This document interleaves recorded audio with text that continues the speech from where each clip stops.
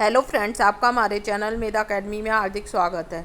आज हम आपके सामने हिंदी सब्जेक्ट से रिलेटेड चैप्टर 6 में क्रिया के टॉपिक को डिस्कस करेंगे, जो यूपी डीएलएड के सेकंड सेमेस्टर से रिलेटेड है। इससे प्रीवियस वीडियो में हमने सर्वनाम और वचन के टॉपिक को डिस्कस किया था। अगर आप उसे देखना चाहते हैं तो प्लेलिस्ट में जाकर लिंक से प्रीवियस वीडियो को देख सकते हैं।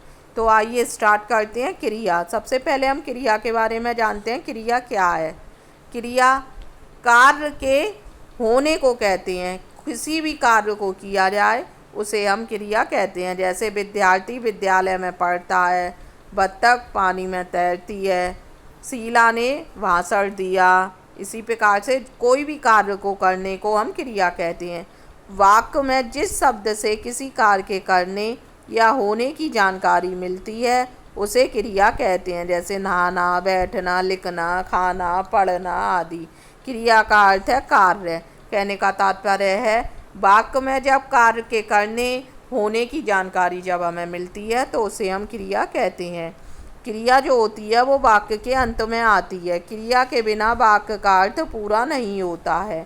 एक वाक्य में एक क्रिया अवश्य होगी। अगर आपको कोई एक सेंटेंस दे रखा है तो उनमें एक क्रिया अवश्य होगी। बिना क्रिया के सेंटेंस पूर्ण नहीं हो सकता।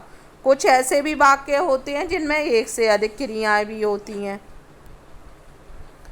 आइए अब क्रिया के भेद के बारे में जानते हैं। क्रिया के कितने भेद होते हैं? आपके एग्जाम में पूछा जा सकता है क्रिया किसे कहते हैं और क्रिया कितने प्रकार की होती है, उसका वर्णन कीजिए। तो आप लिख सकते हैं किसी कार्य को करने को क्रिया कहते हैं, या क्रिया कार्य के होने को क्रिया कहते हैं। जैसे विद्यार्थी विद्यालय जाता है, बत्तख पानी में तैर रही है, शीला खाना खा रही है, राम स्कूल जा रहा है। ये सब क्रिया के एग्जाम्पल हो गए। क्रिया के दो भेद बताए गए हैं, कर्म के आधार पर और रचना या प्रयोग के आधार पर। कर्म के आधार पर क्रिया के निम्नलिखित भेद होते हैं। सबसे पहला है सकर्मक क्रिया। जिस क्रिया के लिए कर्म की आवश्यकता होती है उसे सकर्मक क्रिया कहते हैं। मतलब जिस क्रिया में कर्म भी हो, सकर्म मतलब कर्म हो जिसके साथ में, उसे हम सकर्मक क्रिया कहते हैं। ज्योति किताब पढ़ती है। ज्योति क्या पढ़ रही है? किताब। किताब क्या हो गया? हमारा कर्म हो गया, और पढ़ती हमारी क्रिया हो गई, और ज्योति कर्ता हो गई। इसलिए जिसमें कर्म दे रखा होगा वो हमारी सकर्मक क्रिया हो गई। किताब कर्म है, ज्योति कर्ता है, और पढ़ती है क्रिया है। पढ़ना सकर्मक क्रिया है। क्रिया के साथ क्यों, किसे, किसको लगातार प्रश्न करने वाले यदि उत्तर आते हैं तो यह सकर्मक क्रिया होगी। ज्योति क्या पढ़ती है? क्वेश्चन करके पूछ रहे हैं ज्योति क्या पढ़ती है? ज्योति किताब पढ़ती है। तो यहाँ क्या आ गया? क्रिया के साथ अगर हम क्वेश्चन करके देखें क्या, क्यों, कैसे, किसको, ये सब अगर उत्तर आता है तो वह सकर्मक क्रिया होती है। सकर्मक क्रिया के भी भेद बताए गए हैं। निम्नलिखित भेद है। एक कर्मक, द्विकर्मक। एक कर्मक मतलब जिसमें केवल एक ही कर्म हो। जैसे अमीना गाना गा रही है, इसमें गाना कर्म है, एक ही कर्म है। द्विकर्मक जिसमें दो कर्म पढ़ते हैं, जिसमें क्रिया का फल दो कर्मों पे पड़ता है, उसे द्विकर्मक क्रिया कहते हैं। जैसे नमन गाय से दूध दूहता है। गाय और दूध, इसमें दो कर्म हो गए, और ऊपर एक कर्म में गाना गा रही है, गाना कर्म हो गया। लेकिन इसमें नमन गाय से दूध दूहता है, गाय और दूध दोनों कर्म हो गए। तो सकर्मक के दो भेद होते हैं। सकर्मक के एक कर्मक क्रिया और द्विकर्मक क्रिया। जिसमें एक कर्म आए उसे एक कर्मक बोलते हैं, जिसमें दो कर्म आए उसे द्विकर्मक क्रिया बोलते हैं। और सकर्मक क्रिया वो होती है जिसमें कर्म आए और उत्तर में क्या, क्यों, कैसे, किसको, ये इसकी जानकारी मिलती है, तो वह सकर्मक क्रिया होती है। आइए अब सेकंड जानते हैं अकर्मक क्रिया। जिन क्रियाओं के साथ कर्म की अपेक्षा ना हो उसे हम अकर्मक क्रिया कहते हैं। मतलब जिन क्रिया में कोई भी कर्म नहीं लगता उसे हम अकर्मक क्रिया कहते हैं। जैसे शुभम हंसता है, इसमें कोई भी कर्म नहीं है। पूनम रोती है, इसमें भी कोई कर्म नहीं है। हंसना रोना हमारी क्रिया है और शुभम हमारा कर्ता है। इसलिए अकर्मक क्रिया में कोई भी कर्म नहीं होता है। ऐसे एग्जाम्पल देख लीजिए इनके। उठना अकर्मक है, उठाना सकर्मक है, कटना अकर्मक है, काटना सकर्मक है, छिलना अकर्मक है, छीलना सकर्मक है, पिसना अकर्मक है, पीसना सकर्मक है।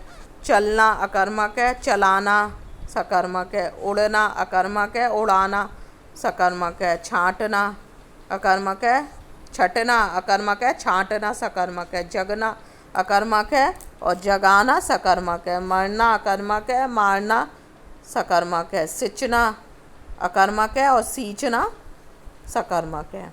अब रचना के आधार पर क्रिया के भेद देखते हैं। रचना के आधार पर क्रिया का सबसे पहला भेद है सामान्य क्रिया या मूल क्रिया। जिस वाक्य में केवल एक ही क्रिया के लिए प्रयोग हो उसे हम सामान्य क्रिया या मूल क्रिया कहते हैं। इसमें क्रिया के साथ कोई अन्य पद नहीं जोड़ा होता। जब जो रचना के भेद के आधार पर सामान्य या मूल क्रिया की क्या पहचान है, एक ही क्रिया होगी और कोई अन्य पद उसके साथ नहीं जुड़ा होगा। जैसे रेणु भौ रोई, रेणु सब्जेक्ट है, रोई क्रिया है, क्रिया के साथ और कुछ भी नहीं जोड़ा हुआ है, इसलिए सामान्य क्रिया या मूल क्रिया कहलाएगी। सेकंड देखते हैं संयुक्त क्रिया। जिस क्रिया मुख्य क्रिया के साथ अन्य पद भी जुड़ा हो उसे संयुक्त क्रिया कहते हैं। मतलब क्रिया के साथ और कोई भी पद हो उसे हम संयुक्त क्रिया कहेंगे। जैसे वह किताब पढ़ चुका, पढ़ क्रिया इसके साथ किताब जुड़ा हुआ, मतलब दूसरा पद भी जुड़ा हुआ है, इसलिए ये संयुक्त क्रिया हो गई। प्रेरणारत क्रिया, जब कर्ता स्वयं कार्य ना करके दूसरों को कार्य करने के लिए प्रेरित करता है उसे प्रेरणारत क्रिया कहते हैं। जब वह स्वयं ना करे दूसरों को प्रेरित करे उसे हम प्रेरणारत क्रिया कहते हैं। इसके दो रूप होते हैं, प्रत्यक्ष प्रेरणारत, अप्रत्यक्ष प्रेरणारत क्रिया। अब अगला देखते हैं नाम धातु क्रियाएं। जो संज्ञा सर्वनाम विशेषण से जो भी क्रियाएं बनती हैं उसे हम नाम धातु क्रिया के नाम से जानते हैं। जैसे संज्ञा से बनती है हाथ, संज्ञा है हमारा, और क्रिया हो गई हथियाना। सर्वनाम अपना, पराया अपना की क्रिया हो गई अपनापन। विशेषण हो गया गरम, गरम की क्रिया हो गई गरमाना।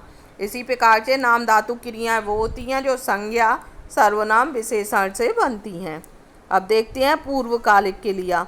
मुख्य क्रिया से पहले आने वाली क्रिया को पूर्वकालिक क्रिया कहते हैं। जो मुख्य क्रिया से पहले आए उसे हम पूर्वकालिक क्रिया कहते हैं। जैसे वह हाथ मुंह धोकर बैठ गई, इसमें जो धोकर आई है वो हमारी पूर्वकालिक क्रिया है, क्योंकि खाना हमारी मुख्य क्रिया, और मुख्य क्रिया से पहले इसमें क्या आया है, धोकर आया है, इसलिए ये पूर्वकालिक क्रिया हो गई। मुख्य रूप से आपके एग्जाम में अगर ये क्वेश्चन आता है क्रिया किसे कहते हैं और क्रिया के कितने भेद होते हैं, तो आप सिंपल रूप में कह सकते हैं क्रिया कार्य के करने को क्रिया कहते हैं। जैसे सीता खाना खाती है, राम स्कूल जाता है। क्रिया के दो भेद होते हैं, सकर्मक और अकर्मक।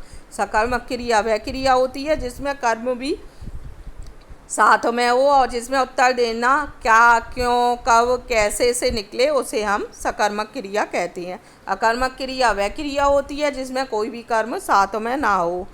जैसे एग्जाम्पल देखते हैं अकर्मक क्रिया का, आपको पहले बता चुके हैं हम अभी ऊपर। अकर्मक क्रिया जैसे सुबह मस्ता है, पूनम रोती है, इसमें कोई कर्म ना हो उसे अकर्मक क्रिया कहते हैं। उम्मीद करते हैं आपको क्रिया का टॉपिक अच्छे से क्लियर हुआ होगा। हमारे मोटिवेशन के लिए हमारी वीडियो को लाइक कीजिए और हमारे चैनल को सब्सक्राइब कीजिए, और अधिक नए नए वीडियो देखने के लिए हमारे चैनल को सब्सक्राइब कीजिए और अधिक से अधिक लोगों को शेयर कीजिए, जिससे कि वो इस चैनल के माध्यम से अपनी स्टडी को और भी बेहतर बना सकें। धन्यवाद।